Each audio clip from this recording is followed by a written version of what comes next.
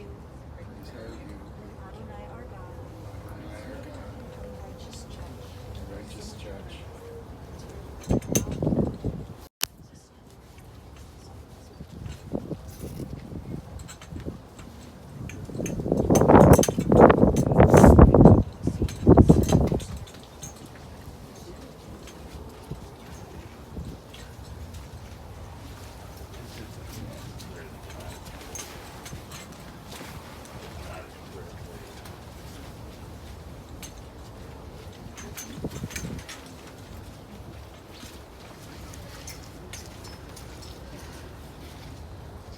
Yismor LaDavid, Adonai Roi lo echsar, Binot deshe yarbitzeni al me menuchot yanachaleni, Nafshi yishovei, Yanacheni v'magle tzedek lema'an shemo, Gam ki chelech v'gitz al mavet, Lo yirah ki ata yemadi, Shiftecha u'mishantecha hemay v'nachamuni.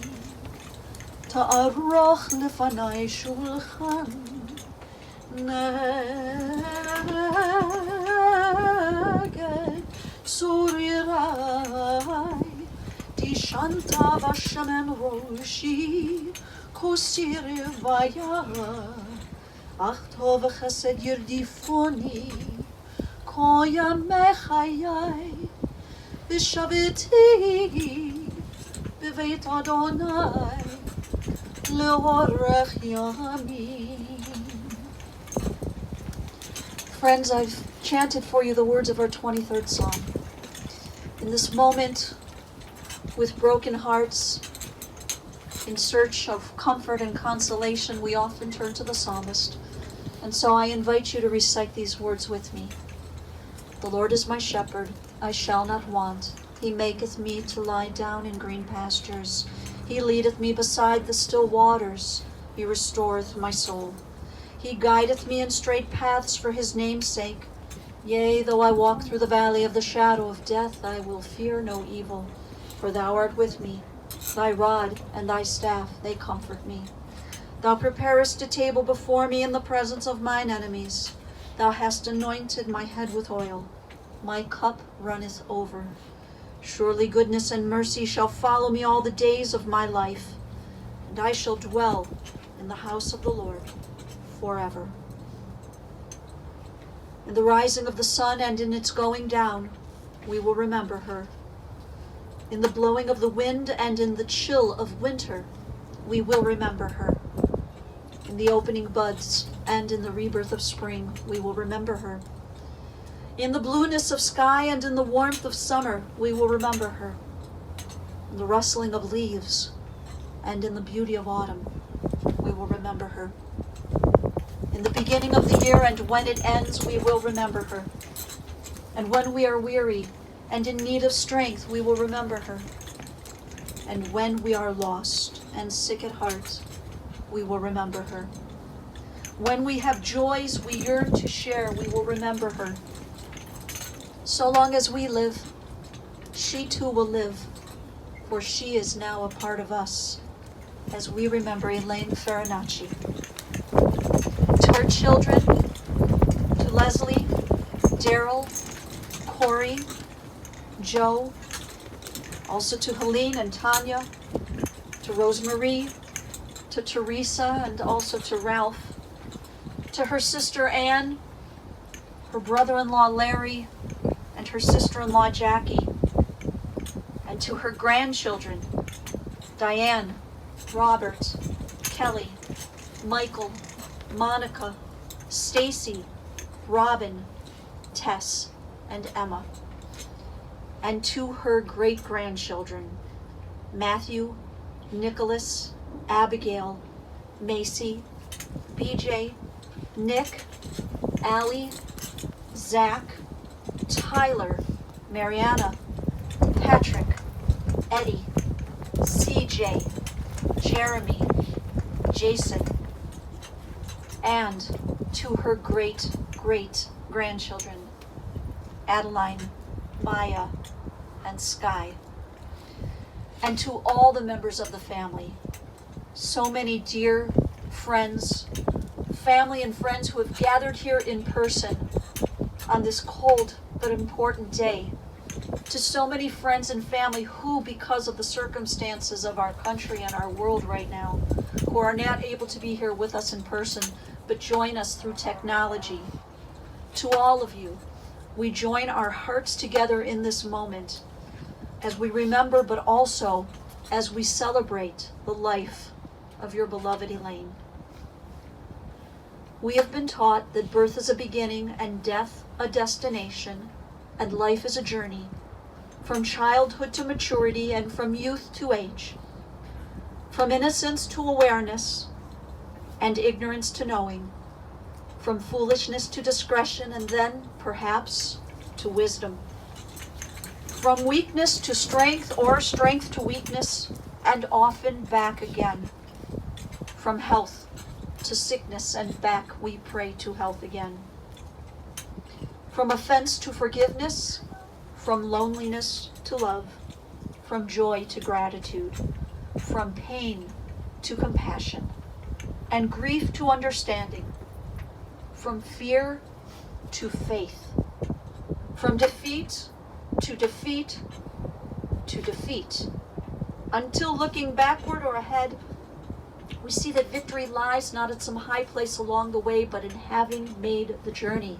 stage by stage, a sacred pilgrimage. Birth is a beginning and death a destination, and life is a journey, a sacred pilgrimage to life everlasting. Elayne's journey, a journey of 89 years, began here in Cleveland. She was born in 1931 to Mildred and Bernard Huttner. Elayne, along with her brother Larry of blessed memory and her baby sister Anne, grew up during some of the more challenging years in our nation's history, and together, as a close-knit and loving family, they made their way. Their father, Bernie, who was really known by most by the name Hi, was in the family business and ran the store, a meat market. Their mother Millie was a homemaker.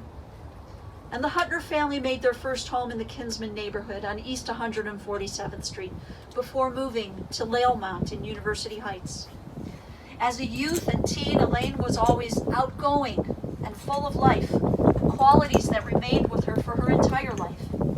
And during her high school years, she enjoyed a great group of friends. Now, I'm told that at times, I don't know that this will be a surprise to anyone here, but at times in her high school years, Elayne was a little bit of a rebel. But her rebellious stage or days were always with a good and kind heart.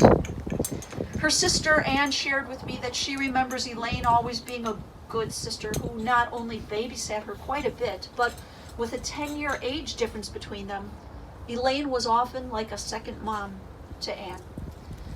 I know Anne is not in person, but is with us here today, and so I want to say, Anne, you shared that you and Elayne and your brother Larry, that the three of you were always the closest of siblings.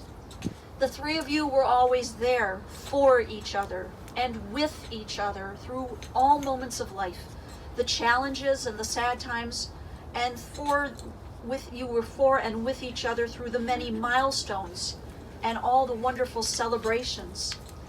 And Anne, in your adult years, you knew a sister who never forgot a birthday, whether it was a cousin, a nephew, a niece, and of course her children and grandchildren. She remembered everyone's special day with a card and a phone call. And you also understood how Elayne loved gathering for family celebrations, and those visits to spend quality time with you and your husband Larry in Nashville, your sister, of course, with the help of Tanya and Joey, she made those trips. The drive, and sometimes the drive was difficult, but she made the trips because the bonds of sisterly love proved strong, and she looked forward to these visits, and they meant the world to her. Now, following your sister's graduation from Cleveland Heights High School, Elayne met Al Makoff. They courted and they married in 1950 when Elayne was just 19 years old. And while this marriage ended in divorce, Elayne and Al's union brought forth their 3 beautiful children, Leslie, Daryl, and Corey. In the mid-1960s, Elayne's brother, Larry, introduced her to Mike Farinacci, and love blossomed, and they married, and then Joe entered into this world. Elayne, with her 4 sons, Leslie, Daryl, Corey, and Joe, along with Mike's daughters, Rosemarie, Teresa, and Mary Kay of blessed memory. What a family. Her heart was content and so very full. Now, in their younger years, Elayne and Mike bowled together on a league, and throughout their 31 years of marriage, they just really loved spending time with their family and friends. Mike and Elayne were blessed with a great group of friends, and in their own unique way, they were creatures of habit.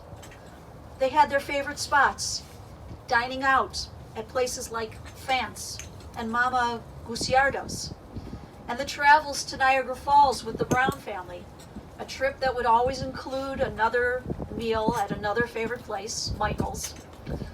And with Nancy Brown and Elayne being the dearest of friends, these 2 families would often spend Sunday night spaghetti dinners with the Farinaccis.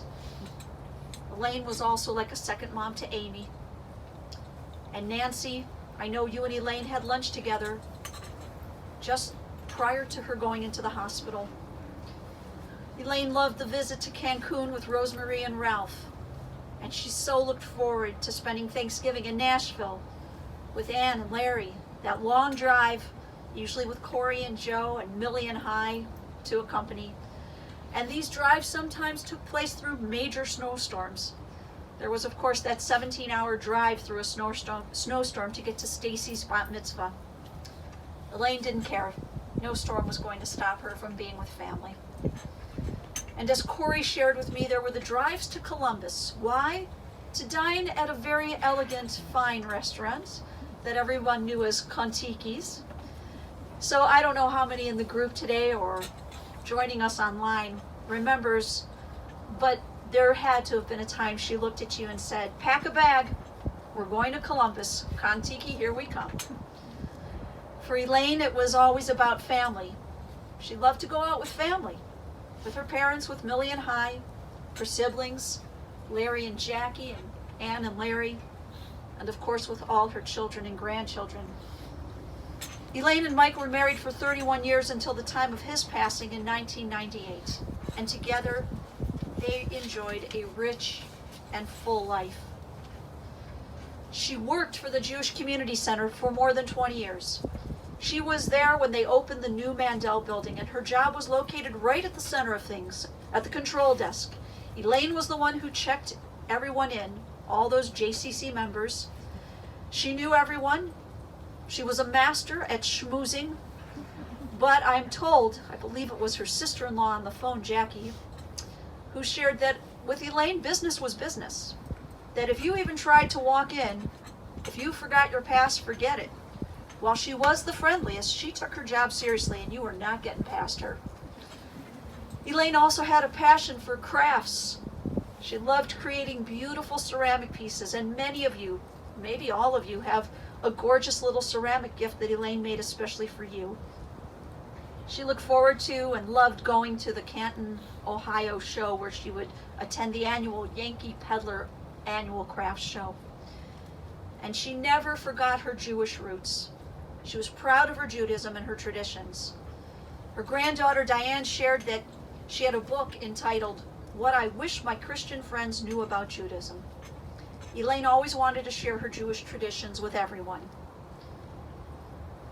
She is blessed with a large and loving family.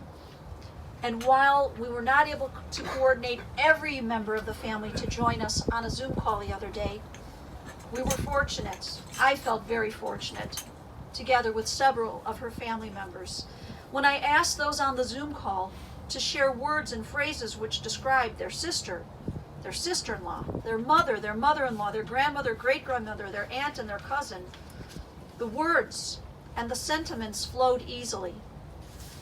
Among those gathered on that call, Elayne was described to me as loving, influential, engaging, the glue that held the family together, full of life, warm, friendly, a woman for whom family was everything, a person who always was concerned for family and friends, someone who had a severe addiction to Hallmark movies, and a force of nature who in her own way was the Jewish news.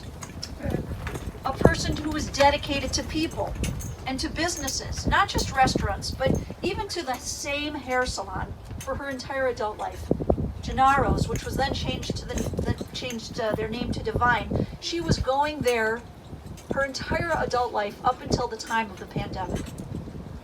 And Tess and Emma, the youngest of the grandchildren, remember a Bubby who knew the Jelly Bean Man, a Bubby who created wonderful Hanukkah memories, a Bubby who would watch The Good Witch and Dancing with the Stars, and a Bubby who loved Disney, as she went with Tess and Emma many times to Disneyland.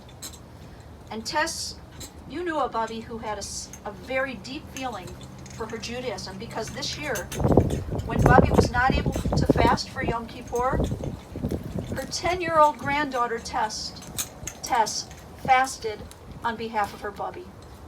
What a special way to pay honor to your Bubby. Everyone in the family knew their mom and their grandmother to be that person. No matter where you were, she knew everyone. She really did. You could barely go anywhere with her without her running into somebody. One of the family members told me that Elayne could be in the middle of Target on her scooter, and then she'd see someone she remembered from her days working at the JCC, and she would go up to them and say, usually by their name. She'd call them by their name and she'd say, I remember you. You used to come in and you worked out at 6 a.m. in the morning. She knew people. She really made connections. She was a people person, and she made you and everyone feel special. And everyone here, whether in person or through technology, you all made her feel special. Some of you made her feel extra special. And I know, Tanya, I have to single you out because too many people said to me, Tanya is a saint. I'm not sure exactly why they said that, but in my heart I know that you, along with Joe, you went even further, an extra special distance. And I know the family's very grateful for that. Speaking of things coming from the heart, feelings coming from the heart, we're taught that words which come from the heart enter directly to the heart. And so at this moment, I would like to call on one of her sons, her son Joe, who has some words in his heart he wants to share with all of us.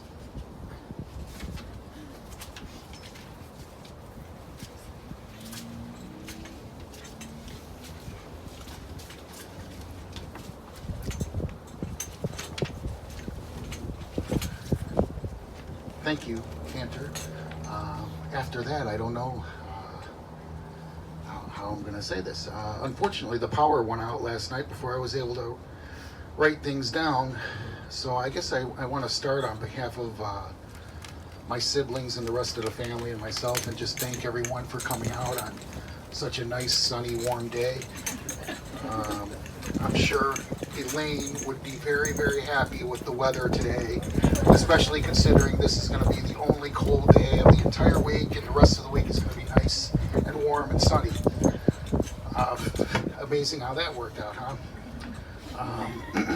I just want to say a couple of things more about Mom that we didn't get to with the Cantor yesterday. You know, when you're doing this type of thing, you know, later on you're like, oh yeah, remember that, and you didn't remember it at the time to mention it to the Cantor. But Mom, in addition to the JCC, she worked very briefly in a carpet store, and I remember the carpet man that she used to work with was the guy that we always went to buy carpet from growing up. Then she drove for Heights Nursery School for a number of years, and I remember her dragging me with her to go pick the kids up and drive the kids home. And my father built custom-made wooden benches for the back of the station wagon, and somehow that station wagon held like about 60 kids. Back in the old days, she also displayed Kenner toys, I believe, down at Southgate, and I think for a little while, even up at Richmond Mall, she did that.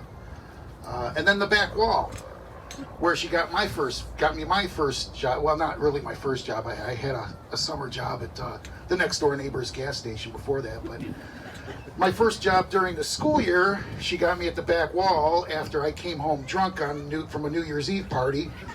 And I wasn't doing anything in school my senior year after football. I figured I'd just take the year off and have fun. Well, I had too much fun, and Mom said, okay, you're getting a job. The other thing I want to say, I just want to share a quick heartfelt memory from myself about Mom. My father passed away. I was 29 years old at the time. It was before I knew Tanya.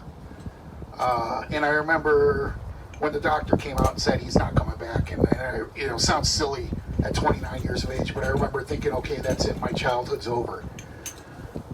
And at the funeral, at the wake, I asked the funeral director if he could get everybody out of the room, and I wanted a minute by myself with my father, and so I'll share now what I told my father. I just told him that I loved him, and I promised him that I would always take care of Mom, because he would always tell me that all the time. Make sure you take care of your mother. So I think I did. And then I met Tanya, and we got married. And I remember telling her, I can't leave Mom alone. She's in no condition to live by herself. She's going to have to come and live with us. And Tanya didn't even hesitate. And as a matter of fact, there was another time, I think a little bit after that, Tanya explained to me that God had told her that she needed to take care of Mom.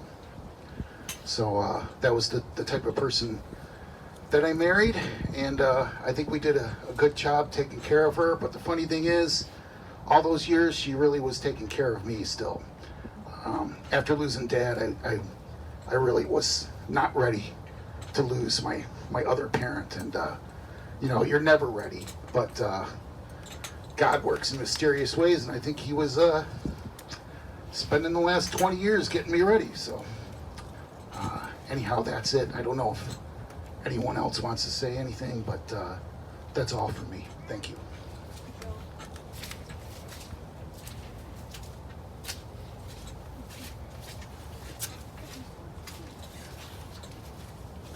Thank you, Joe. Thank you for sharing those beautiful words. Friends, we now prepare for the rites of burial. Baruch atah Adonai Eloheinu melech haolam, dayan ha'emet. Praised are you, Adonai, our God, who is the righteous judge. Adonai natan, Adonai lekach.